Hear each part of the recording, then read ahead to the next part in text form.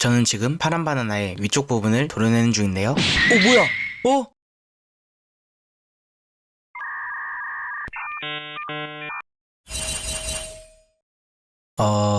어떡하지? Don't even worry about it.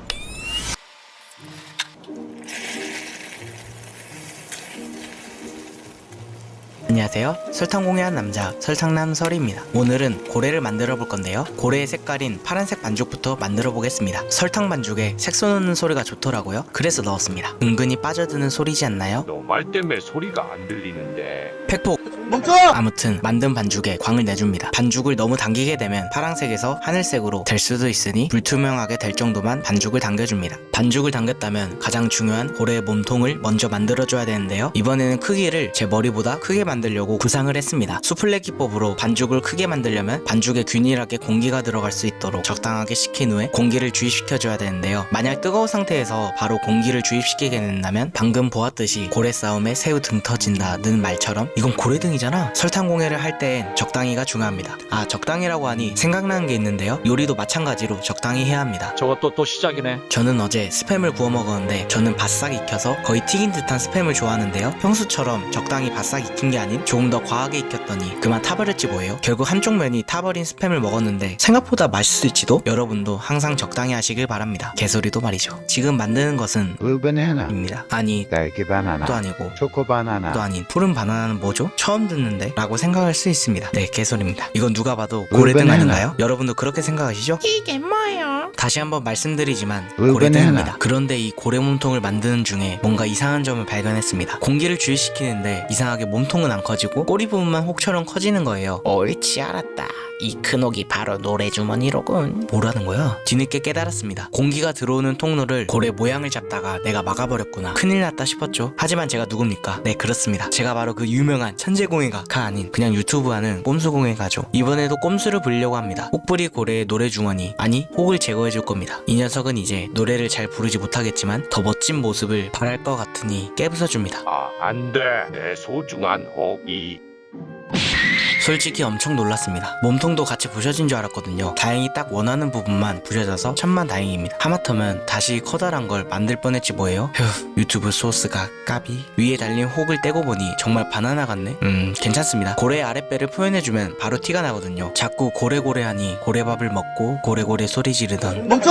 바로 시작해줍니다. 적당한 두께의 흰색 반죽을 고래의 아랫배에 붙일 정도로 준비해주고 바로 붙여줍니다. 그리고 모양을 잡아준 후 고래 몸통과 원래부터 하나였던 것처럼 만들어주기 위해서 덧붙이기 작업을 해줍니다. 토치의 불을 약하게 켜서 맞닿는 부분을 녹이고 붙여주고 다듬어주는 그런 간단한 작업을 반복하면 되는 단순 노가다 작업입니다. 이런 시간을 오래 들이고 따분한 것들을 요즘 자주 하는 것 같은데 기분 탓이겠죠? A few moments later. 이렇게 인고의 시간을 거쳐서 고래의 전체적인 몸통을 완성하였습니다. 이제 저는 무엇부터 작업을 해야 될지 고민하다가 먼저 고래의 밋밋함 아랫배를 표현하는 걸 우선으로 생각하고 바로 작업에 들어갔습니다. 토치의 열을 약하게 들고 적당히 녹여준 후 칼로 일자 줄무늬를 쭉 그어줍니다. 별거 아닌 것 같아도 무려 20배속이나 한 녀석입니다. 줄무늬만 그어주면 되는 건데 왜 이렇게 오래 걸렸냐 라고 생각하실 수 있으실 텐데 타당한 이유가 있습니다. 너무 오래 열을 가하면 반죽 안의 공기층이 열을 받아서 부풀어 오를 수 있고 또 너무 적게 열을 가하면 칼로 그어줄 때 무늬가 안 생기기 때문이죠. 적당한 토치질이 생명입니다. 한 줄 한 줄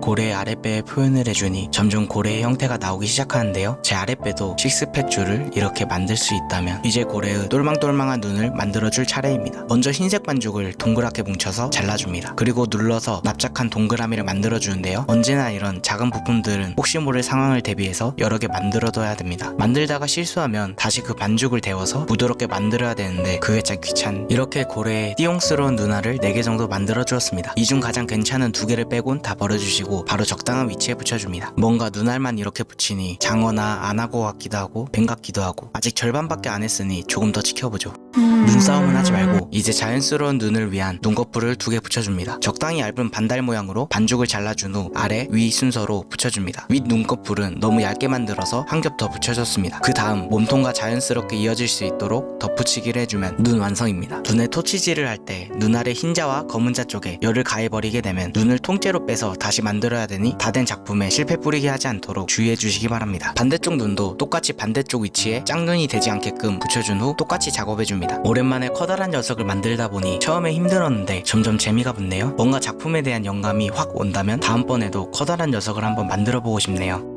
하는 김에 몸통 색깔을 빛나는 푸른색이 되도록 토치로 지져서 불광을 내줍니다. 뭔가 점점 선명하고 짙은 푸른빛이 나오는데 꼬리 쪽에서 뭔가 부풀어 오르는 걸 뒤늦게 확인했습니다. 전 이때 직감했습니다. 아, 롯됐다. 꼬리를 만드는 척 하면서 자연스럽게 부풀어 오른 부분을 눌러주었는데 훅 들어가더라고요. 그래도 반죽을 더 떼면 되니까 괜찮아 라고 생각한 제가 멍청했습니다. 멍청이! 파란 반죽을 너무 오래 사용하다 보니 반죽의 색상이 톤다운이 되어 파란색에서 하늘색이 되어버린 것이죠. 그래도 푹 꺼진 고래 엉덩이보단 색이 다른 고래 엉덩이가 낫겠다 싶어서 이거라도 덧붙이고 꼬리 지느러미를 만들어 주었는데 역시나 이것도 색이 다릅니다. 그런데 나쁘지 않을지도? 꼬리 지느러미도 역시 원래부터 붙어있던 것처럼 덧붙이기 작업을 해줍니다. 아주 자연스럽게 말이죠. 그리고 열을 너무 주면 아까 부풀어 오른 고래 엉덩이의 대참사가 다시 나올 수 있으니 천천히 신경 써서 작업해줍니다. 그리고 두께와 위치, 각도까지 다시 점검해줍니다. 여기까지 다 했다면 이제 고래의 마지막 부품인 가슴 지느러미만 남았습니다. 만드는 방법은 매우 쉬우니 영상은 넘어가고 말로만 해드리겠습니다. 그냥 반죽을 적당히 자른 후 바깥면은 얇게 눌러주고 안쪽 면은 두툼하게 만들면 됩니다. 마치 식칼처럼 말이죠. 가슴 지느러미는 만드는 방법보다 붙이는 위치와 각도가 가장 중요합니다. 어떻게 붙이냐에 따라 고래의 전체적인 느낌이 달라지기 때문이죠. 신경을 곤두세우고 원하는 위치에 붙인 후 원하는 각도로 조정해서 실리콘볼로 고정시킨 후 굳혀줍니다. 이제 제가 새롭게 찾아낸 기법을 사용할 차례입니다. 양치하다가 칫솔모가 나간 소독을 다해둔 칫솔에 흰색 색소로 묻히고 손가락으로 튕겨주면 얇고 넓게 색소가 분사됩니다. 분무기나 분사기와 다른 느낌으로 뭔가 우주 같은 느낌도 나고 이쁘지 않나요? 저는 아주 만족하고 있습니다. 하지만 아무리 좋다 해도 과한 것은 독이 된다 하죠? 저는 제가 만든 고래에 너무 취한 나머지 요리 보고 조리 보고 돌려보다가 그만. 괜히 건들다가 부수는 건 저에게 이젠 일상 같네요. 들어. 토치로 소독 좀 하고 다시 감쪽같이 원상복구 시켜줍니다. 이대로 마무리할 것도 싶었지만 세워지질 않으니 멋이 안 나더라고요. 그래서 뒤늦게 연습하다가 남은 반죽들로 밑판과 기둥을 급하게 만들어서 고래를 붙여주었습니다. 그랬더니 나름 작품같이 보이게 만들어졌는데 색감이 좀 아쉬운 것 빼고는 나쁘지 않더라고요. 그리고 만든 작품을 기둥에 붙일 때 주의할 사항이 있습니다. 넓은 면적을 붙이다 보니 많이 녹여야 되고 그로 인해 잘 식지도 않기 때문에 시간이 지나면서 점점 뒤로 넘어가는 작품을 볼 수도 있으니 주의하시기 바랍니다. 이렇게 각도를 잘 잡아서 붙이고 다 식혀주면 설탕 반죽으로 만든 고래 완성입니다.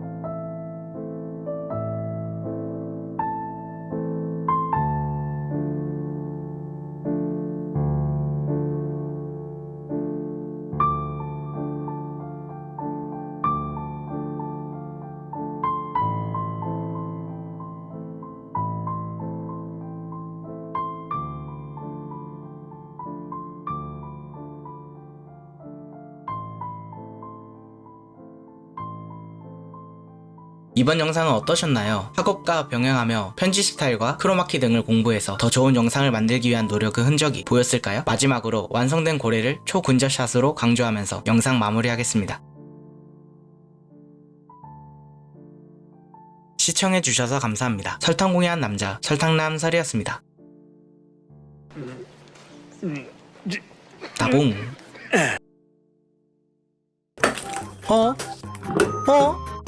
응?